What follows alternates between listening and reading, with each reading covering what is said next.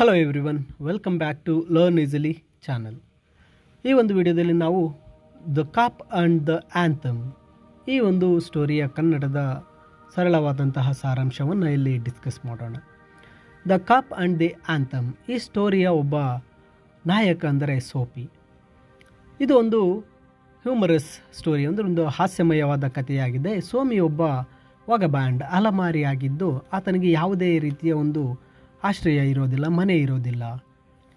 ಆತ ಚಳಿಗಾಲದಲ್ಲಿ ತಾನು ಎಲ್ಲಿ ಇರಬೇಕು ಅನ್ನೋದಕ್ಕೆ ತಾನೊಬ್ಬ ನಿರುದ್ಯೋಗಿಯಾಗಿದ್ದು ಮನೆಯಿಲ್ಲದವನಾಗಿದ್ದು ತನಗೆ ಜೈಲೇ ಸರಿಯಾದಂತಹ ಸ್ಥಳ. ಅಲ್ಲಿ ಹೋದರೆ ನನಗೆ ಬೆಚ್ಚನೆಯ ವಾತಾವರಣ ಸಿಗುತ್ತೆ, ಊಟ ಸಿಗುತ್ತೆ, ಚಳಿಗಾಲದಲ್ಲಿ ನಾನು ಅಲ್ಲಿ ಇರಬಹುದು ಅಂತ ಹೇಳಿ ಆತ ಆಸೆ ಪಡ್ತಾನೆ. ಅದಕ್ಕೆ ಜೈಲಿಗೆ ಹೋಗೋದಕ್ಕೆ ತಾನು ಸುಮಾರು ಒಂದು ತಪ್ಪುಗಳನ್ನು ಮಾಡೋಕ್ಕೆ ಪ್ರಯತ್ನ ಮಾಡ್ತಾನೆ. ಆ ಎಲ್ಲ ತಪ್ಪುಗಳು ಸಹ ಆತನನ್ನು ಜೈಲಿಗೆ ಹಾಕೋದಕ್ಕೆ ಪೊಲೀಸರು ಅವರನ್ನು ಅರೆಸ್ಟ್ ಮಾಡೋದಿಲ್ಲ. ಆದರೆ ಆತ ಮನ ಪರಿವರ್ತನೆ ಮಾಡಿಕೊಂಡು ತಾನು ಕಷ್ಟಪಟ್ಟು ಕೆಲಸ ಮಾಡೋಣ ಅಂದಾಗ ಆತನನ್ನು ಹಿಡಿದು ಜೈಲಿಗೆ ಹಾಕ್ತಕ್ಕಂತಹ ಒಂದು ಕಥೆಯಾಗಿರುತ್ತೆ.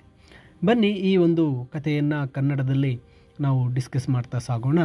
ಇಲ್ಲಿ ಈ ಕಥೆಯ ನಾಯಕ ಅಂದಾಗ ಸೋಫಿ ಒಬ್ಬ ಯುವಕ.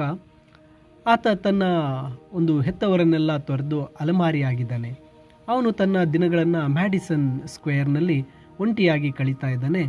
ಅದು ಬೇಸಿಗೆ ಆಗಿರೋದ್ರಿಂದ ಆತನಿಗೆ ಯಾವುದೇ ರೀತಿ ತೊಂದರೆ ಇಲ್ಲ, ಯಾಕಂದರೆ ಅವನು ಮಲಗೋದಕ್ಕೆ ನ್ಯೂಸ್ ಪೇಪರ್ಗಳು ಸಾಕು. ತನ್ನ ಹಾಸಿಗೆಯನ್ನು ಮಾಡಿಕೊಂಡು ಬೆಚ್ಚಗೆ ಮಲಗ್ತಾ ಇದ್ದ. ಅವನು ಮಲಗ್ತಕ್ಕಂಥ ಸ್ಥಳದಲ್ಲಿ ಇನ್ನೂ ಅನೇಕರು ಅವನ ರೀತಿಯಲ್ಲೇ ವಾಸ ಮಾಡ್ತಾ ಇದ್ದರು.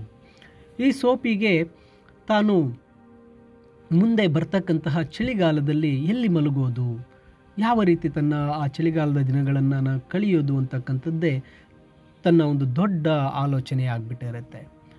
ಆದ್ದರಿಂದ ಒಂದು ದಿನ ಆ ಚಳಿಗಾಲ ಹತ್ತಿರ ಬರ್ತಾ ಇರಬೇಕಾದ್ರೆ ತುಂಬ ಅಸಮಾಧಾನ ಆತನನ್ನು ಕಾಡ್ತಾ ಇರುತ್ತೆ. ಏಕೆಂದರೆ ಅಲ್ಲಿರ್ತಕ್ಕಂತಹ ಒಂದು ಗಾರ್ಡನ್ ಬೆಂಚುಗಳು ತುಂಬ ತಣ್ಣಗಾಗ್ತಾ ಇರುತ್ತೆ ಮತ್ತು ಆತನಿಗೆ ಅಲ್ಲಿ ಮಲಗೋಕ್ಕೆ ಆಗೋದಿಲ್ಲ.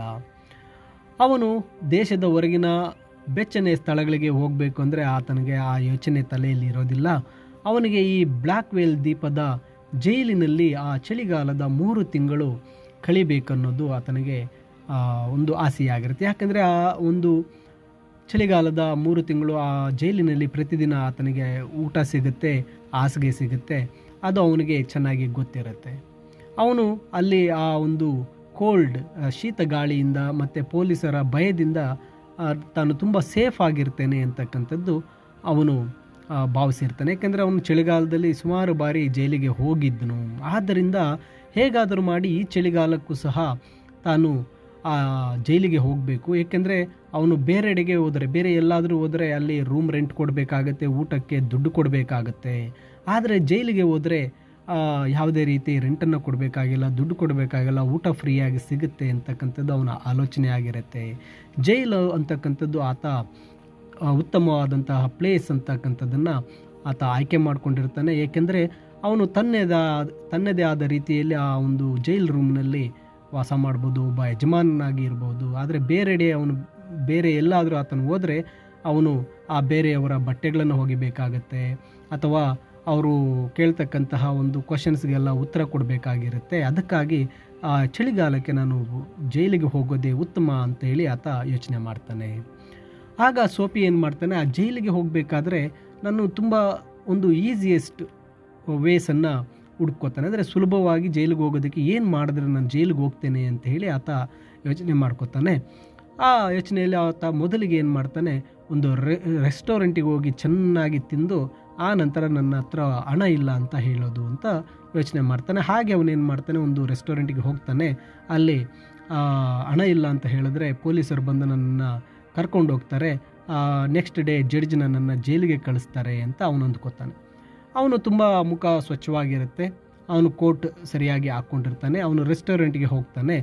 ಆದರೆ ಆ ಫಸ್ಟ್ ರೆಸ್ಟೋರೆಂಟ್ಗೆ ಹೋದಾಗ ಅಲ್ಲಿರ್ತಕ್ಕಂಥ ವೇಟರ್ಗಳು ಏನು ಮಾಡ್ತಾರೆ, ಅವನನ್ನು ರೆಸ್ಟೋರೆಂಟ್ಗೆ ಕರೆಸ್ಕೊಳ್ಳೋದಿಲ್ಲ. ಮೊದಲನೇ ರೆಸ್ಟೋರೆಂಟ್ ಹೋಗಿದ್ದಾಗ ಕಳಿಸ್ಕೊಡೋದಿಲ್ಲ.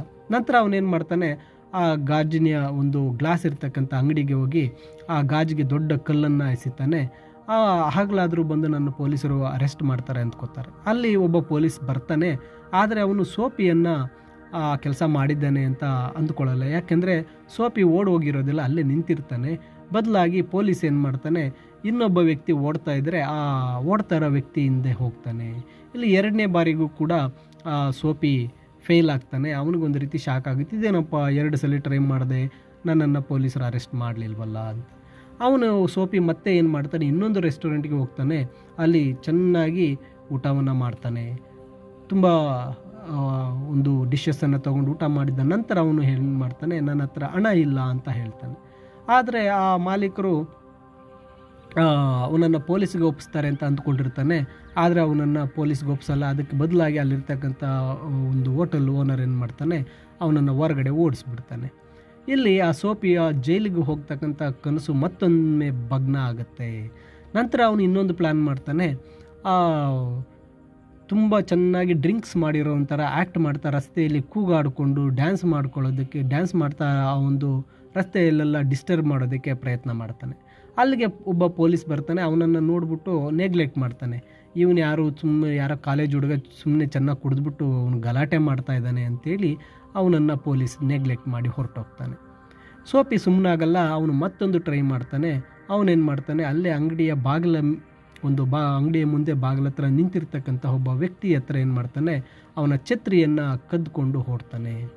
ಆ ವ್ಯಕ್ತಿ ಏನು ಮಾಡ್ತಾನೆ, ಸೋಪಿಯನ್ನು ಸ್ವಲ್ಪ ಹೊತ್ತು ಫಾಲೋ ಮಾಡಿಕೊಂಡು ಓಡಿ ಬರ್ತಾನೆ. ಬಂದವನೇ ಆ ಛತ್ರಿಯನ್ನು ಕದ್ದಿರ್ತಕ್ಕಂತಹ ಸೋಪಿಯನ್ನು ಹಿಡ್ಕೋತಾನೆ, ತನ್ನ ಛತ್ರಿಯನ್ನು ತಗೋತಾನೆ. ಅವನೇನು ಮಾಡ್ತಾನೆ, ನಾನೇ ತೊಗೊಂಡ್ಬಿಟ್ಟಿದ್ದೀನಲ್ಲ, ಇನ್ನು ಯಾಕೆ ಇವನು ಪೊಲೀಸಿಗೆ ಕೊಡೋದು ಅಂತ ಅವನನ್ನು ಬಿಟ್ಟು ಹೊರಟೋಗ್ತಾನೆ.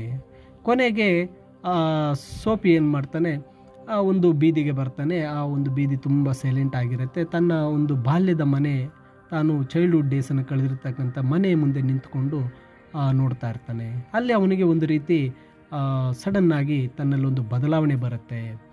ನನ್ನ ಜೀವನವನ್ನು ಈ ರೀತಿ ನಾನು ಸುಮ್ಮನೆ ವ್ಯರ್ಥ ಮಾಡ್ತಾ ಇದ್ದೀನಿ, ಯಾಕೆ ಈ ರೀತಿ ನಾನು ಜೈಲಿಗೆ ಹೋಗಬೇಕು, ಯಾಕೆ ಈ ರೀತಿ ತಪ್ಪುಗಳನ್ನು ಮಾಡಬೇಕು ಅಂತ ಹೇಳಿ ಯೋಚನೆ ಮಾಡ್ತಾನೆ.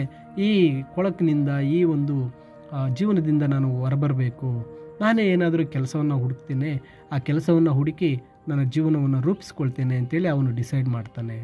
ಆಗ ಒಬ್ಬ ಪೊಲೀಸ್ ಬಂದು ಅವನನ್ನು ಅರೆಸ್ಟ್ ಮಾಡ್ತಾನೆ. ಯಾಕಪ್ಪ ಅಂದರೆ ನೀನು ಸುಮ್ಮನೆ ವಿನಾಕಾರಣ ಅಲ್ಲಿ ಇಲ್ಲಿ ಸುತ್ತಾಡ್ತಾ ಇದೆಯಾ ಅಂತ ಹೇಳಿ ಅವನನ್ನು ಅರೆಸ್ಟ್ ಮಾಡಿ ಮಾರನೇ ದಿನ ಜಡ್ಜ್ನ ಮುಂದೆ ಆ ಸೋಪಿಯನ್ನು ಕರ್ಕೊಂಡು ಹೋಗ್ತಾನೆ.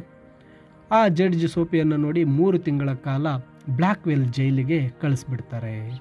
ನೋಡಿ, ಈ ಒಂದು ಕಥೆಯಿಂದ ನಮಗೆ ತಿಳಿದು ಬರ್ತಕ್ಕಂಥದ್ದು ಏನಪ್ಪ ಅಂದರೆ, ನಾವು ಮಾಡುವಂತಹ ತಪ್ಪು ಕೆಲಸಗಳ ಹೊರತಾಗಿಯೂ ನಮ್ಮ ಒಂದು ತಪ್ಪುಗಳನ್ನು ಅರ್ಥಕೊಂಡು ನಮ್ಮ ಜೀವನವನ್ನು ಬದಲಾಯಿಸಲು ಸಾಕಷ್ಟು ಒಂದು ಟೈಮ್ ಇರುತ್ತೆ. ಅದನ್ನು ನಾವು ಅರ್ಥ ಮಾಡ್ಕೋಬೇಕು ಅಂತಕ್ಕಂಥದ್ದು ಈ ಒಂದು ಕಾಪ್ ಆ್ಯಂಡ್ ಆ್ಯಂಥಮ್ ಕಥೆಯು ನಮಗೆ ಹೇಳುತ್ತೆ. ಮೈ ಡಿಯರ್ ಸ್ಟೂಡೆಂಟ್ಸ್, ಈ ಕನ್ನಡದ ಒಂದು ಎಕ್ಸ್ಪ್ಲನೇಷನ್ನೊಂದಿಗೆ ನಿಮಗೆ ಇಂಗ್ಲೀಷ್ ಸಮರಿ, ಈ ಒಂದು the cop and the anthem ಸ್ಟೋರಿಯ ಸಮರಿಯ PDF ಈ ವಿಡಿಯೋದ ಡಿಸ್ಕ್ರಿಪ್ಷನಲ್ಲಿ ನೀಡಿರ್ತೇನೆ. ನೀವು ಆ PDF ಅನ್ನು ಡೌನ್ಲೋಡ್ ಮಾಡಿಕೊಳ್ಬಹುದಾಗಿರುತ್ತೆ.